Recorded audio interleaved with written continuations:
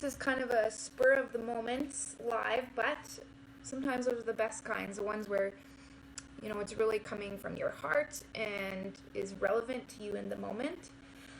I would really love to see somebody jump on just to make sure that you can hear me, that everything is working.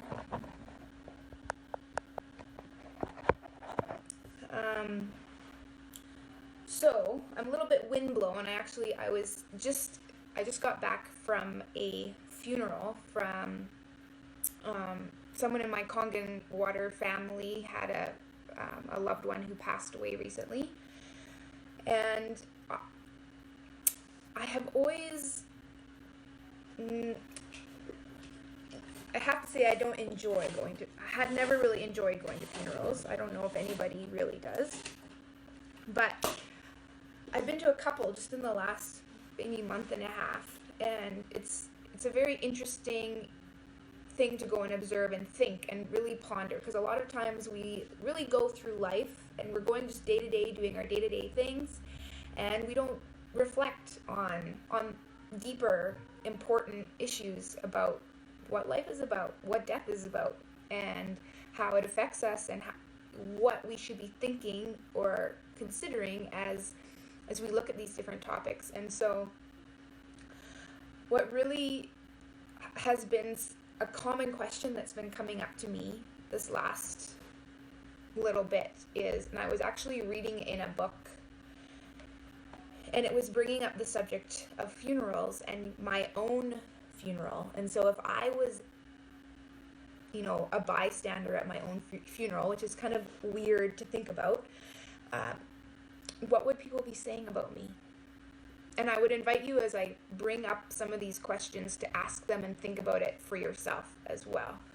And the questions, and I took the time to really reflect on this. I took the time to write down and journal and give myself the space to really ask these questions. And it was actually a really, really valuable exercise that I would strongly encourage people to do, give yourself the time. Sometimes we don't value our own selves enough to sit down and ask good, important questions of ourselves. And so the exercise is to picture yourself at your own funeral and ask yourself these questions. What are people saying about you?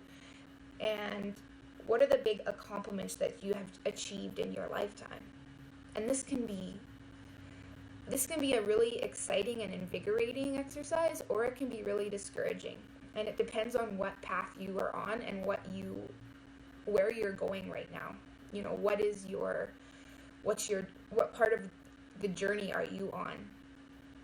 Because if you are going for goals and you're excited and you're looking forward to where you're headed, and you have big dreams for your life, this is an exciting thing, because when when you look back on your life, you're gonna have lived well.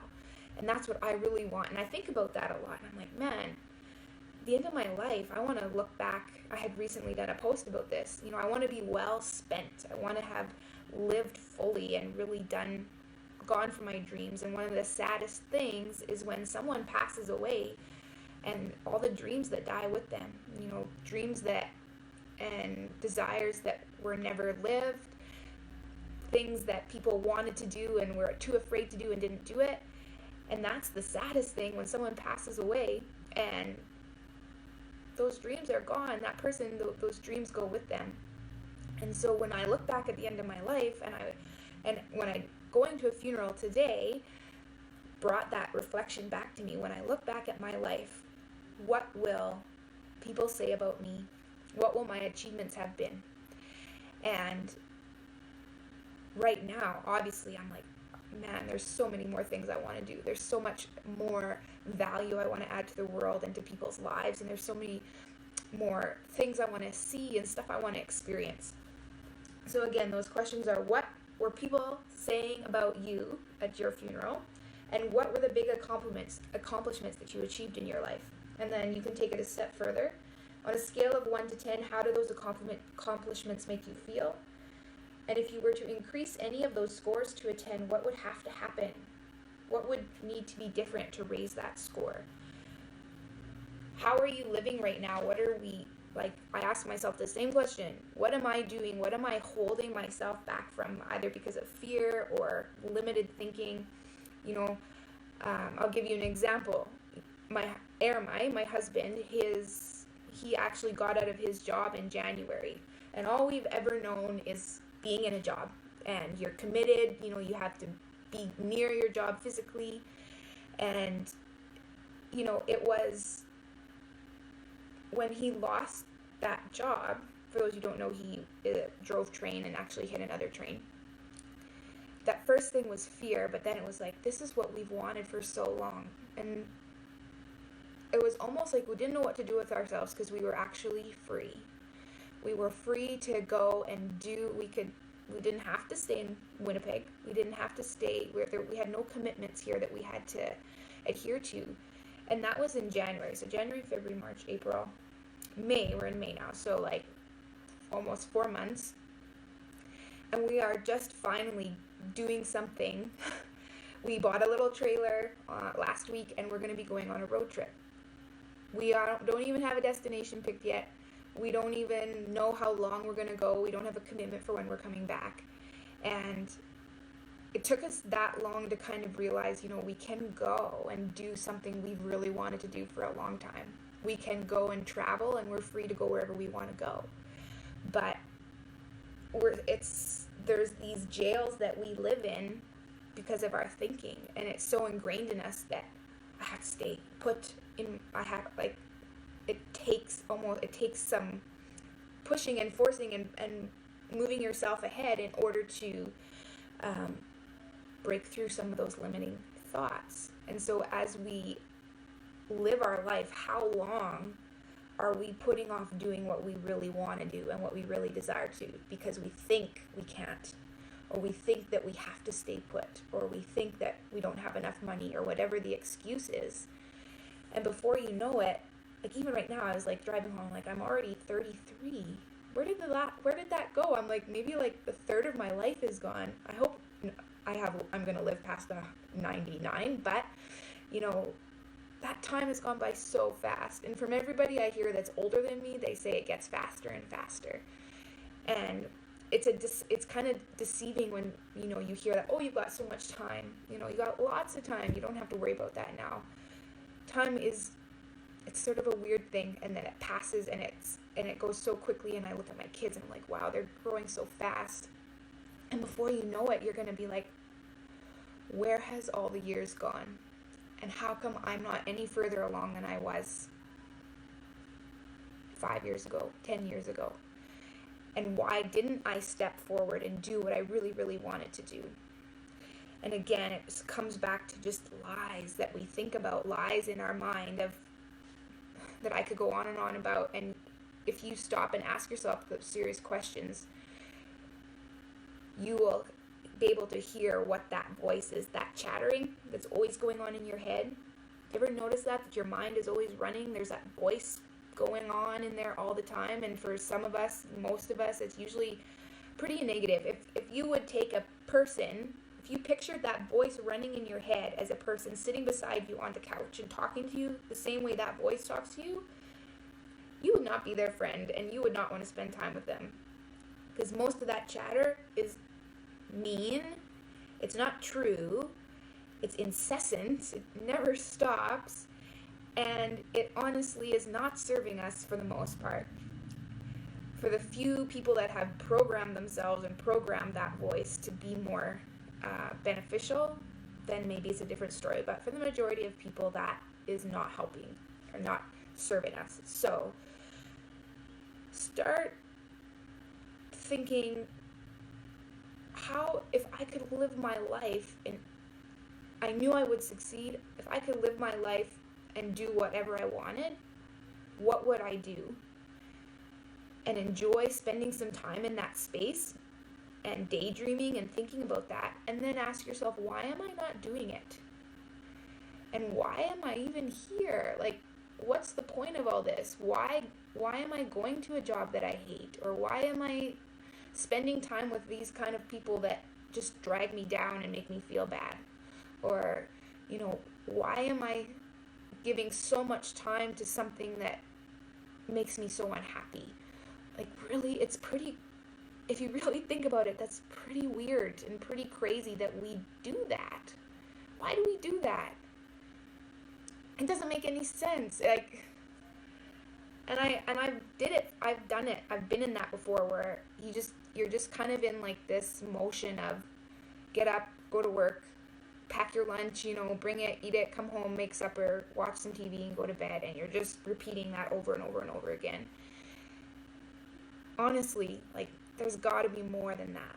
There's got to be more than just paying the bills. There's got to be more than just getting a house and a car. Even just more than that, and having kids and them graduating and retiring and then going on a couple of vacations. Like, really, really, when you think about that, don't you feel like there's something not quite right about that? That you're meant for more?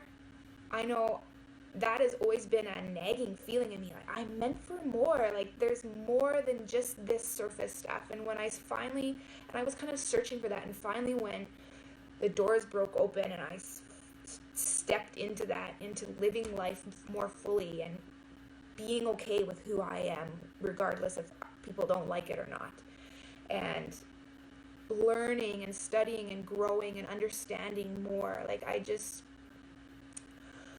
life just got so much more exciting, so much more joyful when I took as this isn't 100%, but when I started to take control over how I react in situations, how I feel in certain situations, I just became more happy, and the sky got brighter, and the grass got greener, and my kids' laughs more beautiful, and time spent with loved ones more precious. Like, so this life just got richer and fuller and better. And one of the things that I have been learning is to start reflecting on, who am I? Who am I? Who are you? Most of us will respond, well, I'm Megan. But are you your name? If you took away your name, would you still be here? And then you might say, well, I'm this person here. But you still exist beyond this physical body. So there's something deeper than that. Depending on what religion you are in or what belief system you have, it can be called many different things. It might be a soul, spirit, energy, all different sorts of things. And so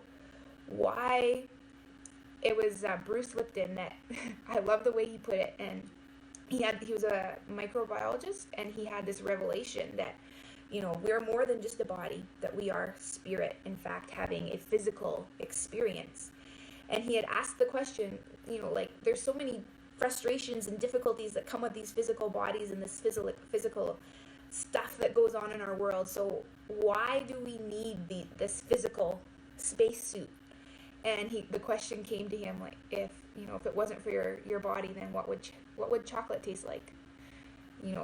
What would it feel like to be hugged? Have your kids' arms around your neck first thing in the morning. What would it be like to smell a flower? To smell the air after it just fresh rain, like, to all these experiences that we have in life, that as we come into this physical world as spirit, existing before we come as these little babies into the world, and we exist beyond death. And the whole point of this life is to experience and to create.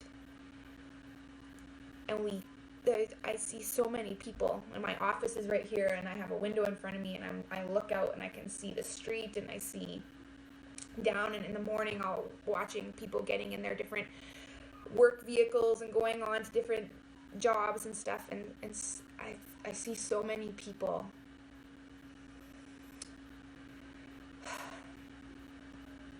they're missing something. And I don't claim that I have it all together either. But I know what it feels like to be purposeless, and I know what it feels like to lack vision and lack a goal and lack meaning and reason. And I've found much more of that in the last couple years. And so when I see the contrast of what it feels like the one way and what it feels like now, not that this is easy, but at the same time, it's much more life-giving, it's much more exciting, it's much more adventurous, it's so much more rich. And I just want that for other people. And so it's so valuable to reflect on these things and start asking these questions of, who am I? What is my purpose? Why am I here? If I'm here to experience and create, why am I not doing that? So as a part of wanting to experience more, we bought our little trailer and we're going on a road trip, and we're going to see more things, experience more nature, taste more foods, meet more people, see new things, see new places. And because that's the spice of life. That's why we've come here, is to grow and expand in all areas as much as we can, and what feels good to us, what we enjoy, what we love doing, and what we're gifted for. And we are meant, if you're not growing, you're dying. If you look out in nature, it's a law. You see the trees, if it's not growing, it's dead, it's dying. The grass, everything. And we adhere to that law as well. If we aren't growing, we are dying. And how do you grow? It's by setting a goal, having something that you're aiming towards, having something that makes you continually advance in your thinking, physically, financially, emotionally, relationally, spiritually, all these different areas of life. So grow. Do something that takes you beyond your normal everyday stuff to get you to grow, because there is so much joy in growth. Not always easy, and struggles for sure, but when we're growing is when we really feel a lot of joy and purpose and excitement. And so I come back to the question that I started with: what will people say at my funeral? What will people say at your funeral? How will you have lived your life? When you look back, when people look, what are they going to say about you? Like, wow, do you remember that time that everything looked like it was going to fall apart? Everything looked like negative and it wasn't going to happen, and then they created this amazing business, this awesome relationship, they wrote this book, just the things that people might say about you, and laugh, and the things that you tried and failed, and how hilarious it was, and what you learned from it, and the people that were a part of it were blessed by your life. How many people are blessed because they know you, because they come into connection and contact with you? Do you leave people feeling better? When they come and meet you, do they feel better after they, go on from being in your presence? What kind of person are you? What kind of energy do you put out? Are you encouraging? Are you growing? And are you encouraging others to do the same? So please give yourself the time to think about these things, even half an hour, to really reflect and write it out. Writing causes thinking. And I don't know who said it, and forgive me for not remembering the reference, but he said if most people would say what's on their mind, they'd be speechless. And honestly, most people do not stop and think. So if you could do a really great favor for yourself, it would be to stop and think a little bit about these things, because if you knew the potential within you, if you knew what you're capable of, you would just be astounded. And don't waste that. Make the most of this life. Make it the best life possible. Live every moment to the fullest, and impact as many other people as you can, because that's a life worth living.